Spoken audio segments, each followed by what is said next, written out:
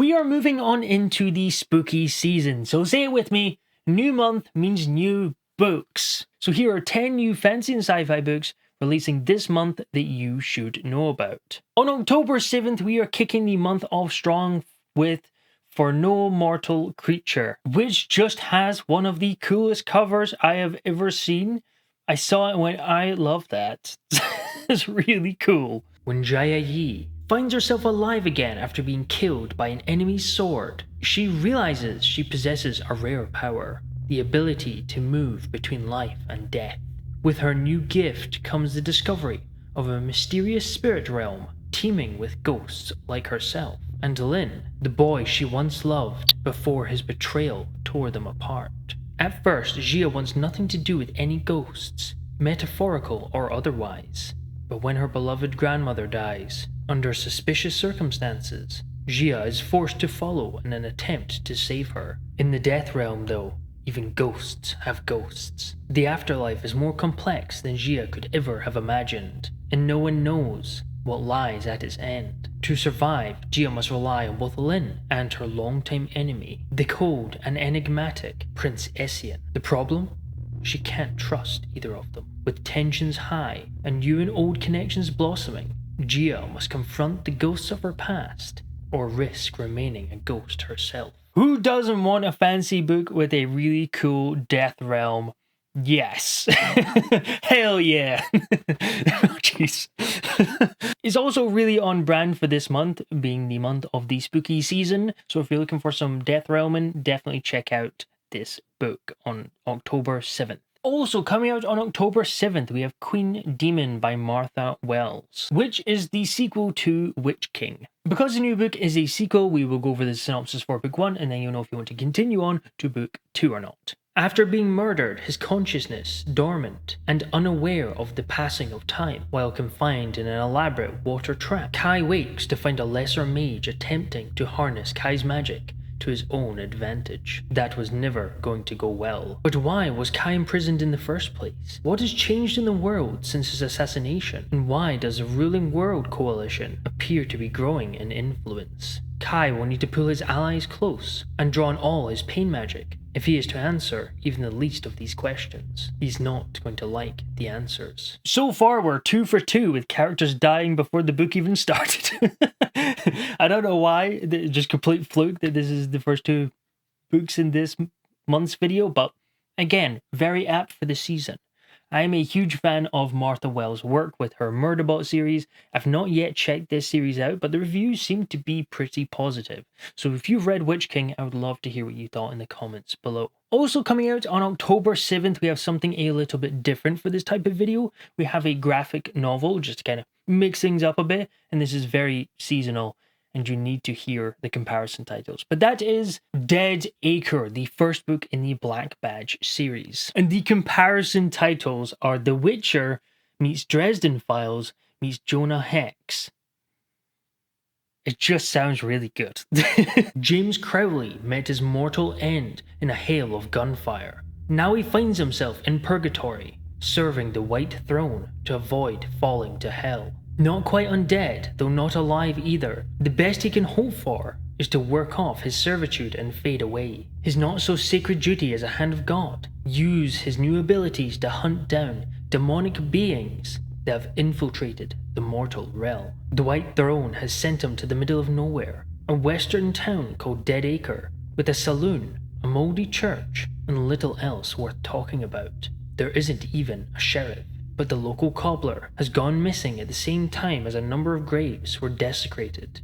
Crowley must follow the clues, all while dealing with cutthroat gang, which treats Dead Acre like they own it. An extraordinary woman who makes it hard to focus, and locals not keen on strangers. Life isn't simple for a demon hunter. Hear me out. I swear I did not know this is another undead main character.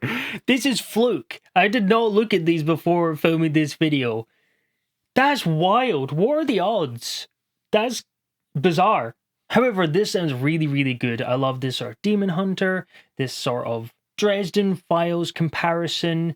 Does seem there's going to be some murder mystery kind of aspects to it, and also a western kind of setting. This just sounds really, really cool, and definitely one I am going to check out. Coming out on October 9th, we have the new Ken Liu book, All That We See or Seem. At 14, Julia Z became infamous as the orphan hacker, a teenage prodigy who broke the law and captivated a nation. Now, years later, she's trying to leave that life behind, hiding in the quiet suburbs of Boston. But her fragile anonymity is shattered when a desperate lawyer bursts into her life, begging for help to find his wife, a celebrated artist who uses AI to craft shared dreams for thousands of followers, and who has been kidnapped by a criminal syndicate. Against her better judgment, Julia embarks on a harrowing journey across the country, drawn ever deeper into the shadows of the American dream. As she tracks the criminals, she confronts not only their perilous schemes, but also the ghosts of her own past. Resourceful, relentless, and deeply contemptuous of authority, Julia must dig deep into her unique skill set and fractured psyche to uncover the truth, and to hold onto hope when everything around her descends into darkness. It's a sci-fi thriller from Ken Liu. I don't think I need to sell this anymore. Sold. I'm in. I'll take 7, please. Coming out on October 14th, we have Ironbound, a brand new progression fantasy from Andrew Givler. As long as he can remember, Castor has wanted nothing more than to fuse with a core heart made from an otherworldly metal. It would give him the ability to bind a symbol and manipulate the elements. The day of trial has finally arrived, a chance for Castor to prove his worth. Only after winning the Empress's blessing can he begin his life of adventure. When his chance is interrupted by a vicious attack, he finds his home in ruins and his family in mortal peril. Conscripted into the legions, bound to a symbol he never wanted, Castor must survive the Iron City, his enemies in the frozen north, and clandestine traitors within the rusting empire itself. But more than anything, he wants revenge against those who took everything from him. This is the first step of the rise of the Ironbound. This sounds interesting. I do like progression fantasy, and I do like a lot of kind of the setup here with kind of this binding to these symbols and control of the elements, but the fact that he's bound to something that he perhaps doesn't want, I'm guessing iron. Just a guess. Coming out on October 16th, we have Red City by Mary Lou. Alchemy is the hidden art of transformation, an exclusive power wielded by the crime syndicates, who market it to the world's elite in the form of sand, a drug that enhances those who take it into a more perfect version of themselves, more beautiful, more charismatic, simply more. Among the gleaming skyscrapers and rolling foothills of Angel City, alchemy is controlled by 2 rival syndicates. For years, Grand Central and Lumines have been balanced on the razor's edge between polite negotiation and outright violence. But when 2 childhood friends step into that delicate equation, the city and the paths of their lives will be irrevocably transformed. The daughter of a poor single mother, Sam would do anything to claw her way into the ranks of the Grand Central in search of a better life. Plucked away from his family as a boy to become a Lumine's apprentice, Ari is one of the syndicate's brightest rising stars. Once they might have loved each other, but as the 2 alchemists face off